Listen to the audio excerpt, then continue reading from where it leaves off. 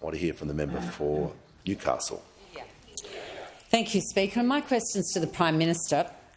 How will Labor's cost of living tax cuts help Middle Australia, and what is standing in the way? Give the call to the Prime Minister.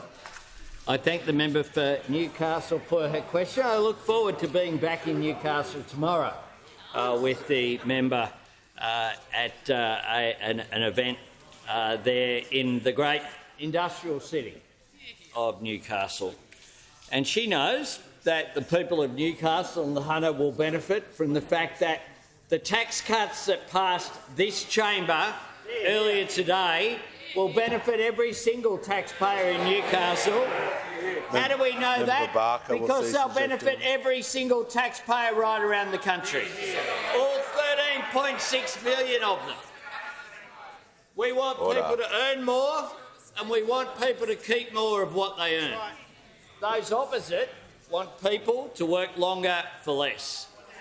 We are doing the right thing for the right reasons. So note the interjections from the Shadow Treasurer.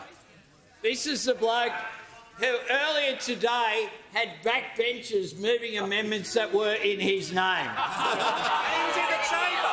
And while he sat there in the chamber. And those amendments were to remove any reference to cost of living when it comes to tax policy. Treasurer. Any reference in the title to cost of living. And then of course, he voted for his second reading amendment. And the second reading amendment said this: the Coalition is committed to going to the next election with a tax reform package that is in keeping with the Stage 3 tax cuts. Rollback. Rollback is back, Mr Speaker. Rollback is back. Moved by the Shadow Treasurer because they then went on to vote for our legislation. The big tip is, if our legislation doesn't get carried, then their Morrison tax cuts way back from 2019 would of course stand. So if they're better, why did they vote for our plan?